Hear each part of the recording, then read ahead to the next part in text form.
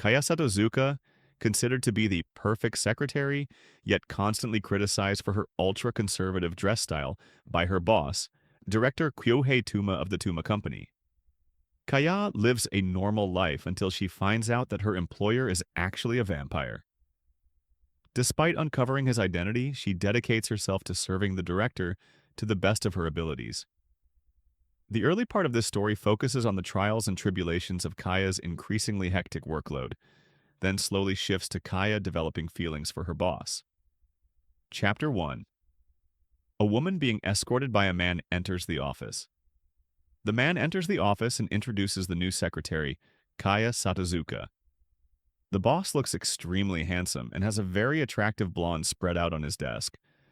Both people who just entered the boss's office struggle to mask their surprise. With the beautiful blonde now more snugly wrapped around his hand, the handsome boss looks expressionless and unmindful at the intruders for a while. The blondie then proceeds to excuse herself from the office, saying, "I guess I'll take off." Man tries to apologize but is swiftly brushed off by the boss. The boss name is revealed to be Director Touma.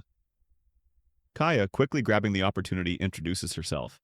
The director says, "I've heard about you. They say you've proven to be an exceptional employee since you joined the company 2 years ago." Kaya politely replies saying, "I'm flattered," at the same time thinking to herself, "and I've heard lots about you too."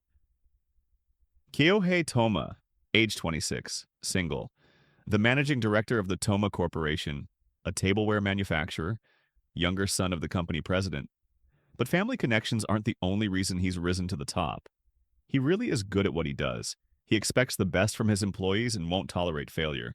He often works long hours, often late into the night, and expects the same from his secretary.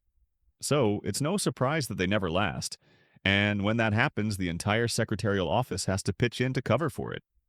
He doesn't distinguish between work and pleasure, and he has a notorious reputation for having his way with women. He conducts his affairs there exclusively, and that there's a silent rivalry among the women in the company for his attention.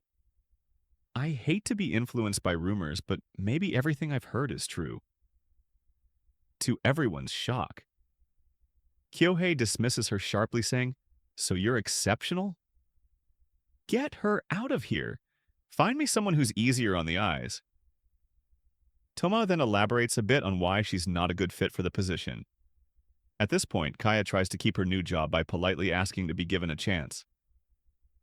"How useful I can be depends entirely on you. If you don't mind, let me show you what I'm capable of. Then you can make an informed decision."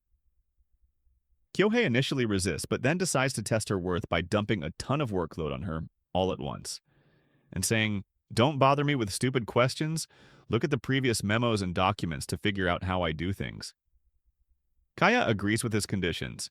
He asks that she also send something nice to the blondie who left earlier, who happened to be the daughter of the president of Tomonaga Bank. He then asks her to deal with the calls from women who aren't listed in his address book for him. In the next scene, a highly polished cutie enters to greet the director in a very warm manner.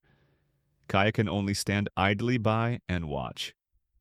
"Do not disturb me for a while," says the director, signaling for Kaya to make herself scarce. Outside the office, she waits patiently but seems deeply disturbed by all the ruckus coming from within the director's direction. Maybe she's not getting enough herself. Back at home, Kaya complains heavily to her mother. They are discussing the director. Kaya's mother believes he must be handsome. Kaya is displeased that his peers find his wickedness exciting. "I prefer his older brother, the senior manager. While I was assisting his executive secretary, he was so kind, even though I was just helping out. And he's not arrogant at all," she adds. Her mother suddenly tells Kaya that she agrees with her boss on the fact that she looks like last week's bread, saying, "Why do you pull your hair back so tight and wear glasses when you don't need them?" As she says this, she takes off her daughter's glasses and hairband to reveal an "oh my god" heavenly cuteness that makes even the narrator fall head over heels.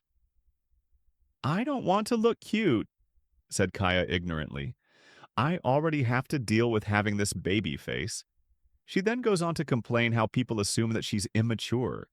She informs her mother that she won't be coming home from work from now on, stating that the director doesn't come in until late afternoon.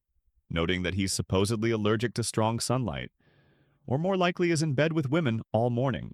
Her mother praises her enthusiasm for work, but cautioning her not to overdo it while expressing concern for her daughter, brought on by the pain of her husband's tragic demise. The company my father managed went bankrupt, and the stress was too much for him. My stay-at-home mom with no work experience managed to find a job at a Touma retail store and even put me through college.